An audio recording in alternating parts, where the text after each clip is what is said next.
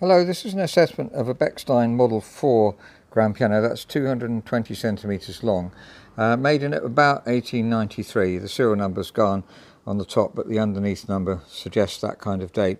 And it generally is an excellent model of piano. It's one of our favourite models, and has been nicely French polished, or similar to French polish certainly, and bringed out the grain beautifully.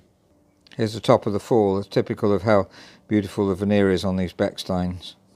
Now, it has had some fading down the left-hand side, so obviously that's something that could be improved. But this assessment is not so much for the casework, but the piano itself. It's owned by a musician.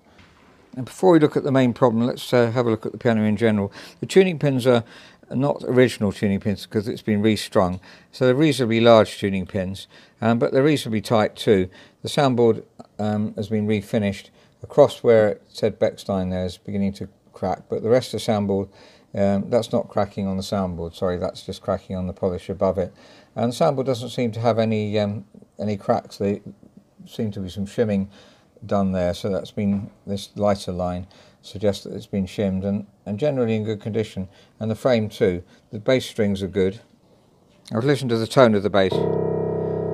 It's typically wonderful round tone that the Bechstein Model 4 has, and one of the best pianos. Even the breakpoint is pretty good, a bit dusty as you can see, but the piano has been used about 8 hours a day apparently, and we'll see from the hammers that it's got quite a lot of wear over a short period of time. Perhaps the tone there is perhaps lacking very slightly. I think because the hammers have gone flat, they could do with refacing, reshaping to get the tone back. And round here is slightly on the weak side, especially round there and at the very top. Now the main problem is to touch is very, very heavy. Around here, the client's measured it at about 80, and I've been measuring some of these middle ones. They're varied actually. 68 seems to be the least, 65 possibly, and round here also quite varied. We'll have a look at why that might be. Now if we have a look at the action, we'll see that the original tied action's been replaced with normal Capstan modern action. That's where the tied action screws were. We've got another video about tied actions. I'm sorry I haven't got time to I haven't got one in stock to show you that has a tied action. We've also got one that's also, well, two actually, they've had the same thing done. It's very common when fully restoring a piano to replace the tied action with the modern Capstan. It's much easier to regulate them. Now you see the hammer wear here.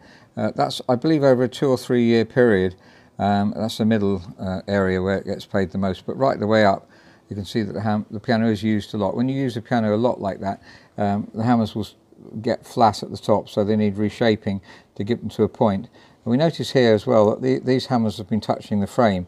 I checked them and there's one of them that may still be just touching. So when these hammers were put on, they needed shaving down a bit so that they didn't catch the frame at that point. That makes them weaker, obviously, especially if you play very quietly. And they're a bit weak to the top, so they could do with reshaping, trying to get a stronger tone at the top. Now these are good Renner hammers, there's the name Renner on the side there, and I think that the whole action has been replaced. That's a replacement bottom action. And here's where the problem starts really, because when you replace the tied action with a Capstan style modern one, you really need to get the Capstan in exactly the right place. So I don't think it's a question of weighting the keyboard, although that will help. I think initially we need to make sure the Capstan is in the right place, and we measured this off and felt that the Capstan was a bit far back. I'll just see if I can demonstrate that. So there's the Capstan here, down there, and moving it 2 or 3 millimeters one way or the other makes a massive difference to the touch, because if you can see, it's pushing the lever up, and obviously if it's further back it's got more weight to push up. Say if it was here, that would be much heavier. If it's further forward, it's less heavy. I think that's a lot to do with the weight of the action being too and varied. If your Capstans aren't all in exactly the same place, then your action weight is going to vary too. So let's look at a piano that's also had the tied action replaced. So here's a piano we have in stock, another Bechstein. This is a Model 3, slightly longer piano, but very similar. And if we look down here at the Capstan, you can see it's much further forward. And of course that's going to make a lot of difference, you see. So as we push it down, less weight to lift up. So it's not so much the hammers, I don't think, although I think the hammers probably could take a bit of weight off the hammers. Refacing it will do that, and then we could also weight the keys. But I think the first thing to address is the position of the capstans, which probably means taking them all off and re-gluing them further along. My chief technician isn't here today and won't be till next week, so I have to confirm that later on with him. But myself and another technician think that that's probably what the problem is. So it's unusual. I haven't come across this before. If you'll see here that when this tide action was replaced, they've kept the old Bechstein lever, and it's probably easier to do that really, because there's nothing wrong with them. And then just put this part on here, and that is it means there's much less work. Obviously, you might think it's better to replace the whole thing, but it seems to cause a lot of problems with the weight doing so. Now this one's also a dream to play. The weighting is about 49-50 grams down weight, and a beautiful up weight too, and very even tone throughout. And so really I think we should be able to rescue the other one to some extent at least. This has got a new tuning block, by the way, the other one hasn't, and that means the tuning pins are dead tight, much smaller tuning pins here with new strings. So back to the piano we're assessing again, and by the way, this action is really difficult to pull in and out. The other one comes in and out, slides beautifully, so that's something that needs sorting out too. But looking again at this capstan then, it's not that far it needs to move, but it literally is 2 or 3 millimeters, makes a huge difference to the weight, to the ratio of the action, and how the geometry basically of the action is really important.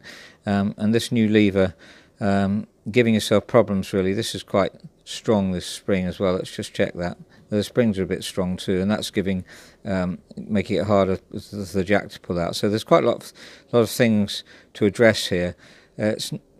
Originally when I saw this, I thought, well, probably with the right hammers on, it's just going to be a case of weighting the keyboard, but it isn't at all. If you just weight the keyboard, it certainly won't feel right. So this is a new experience for me to find something that's obviously needing much more work and to put right, that's been so fully restored, but certainly needs a lot to put it right. So that's an assessment of a Bechstein Model 4 grand piano, about 1893, and that's such a good model of piano. It's one of the very best pianos ever made. But it has problems, especially with the action. It's extremely heavy in the bass. As I say, probably about in the 80s, 80 grams or so, 60s, 65, 70, and varied. And I think the main problem is not so much the hammers as I thought it might be, and that the action hasn't been weighted, the keys haven't had weights put in them. That isn't the problem. The problem is the capstan position, because it's had a tide action replaced, and the capstans aren't in the right place. So that's going to be an investigation we'll have to make, move some capstans around, see what difference it makes. So my chief technician comes in, he'll be investigating that, and we'll hopefully be able to solve the weighting problem. But it's a good sounding piano, as a Model 4 should be, and the strings sound really good, so there's many good things to say about the piano. Thank you very much for listening.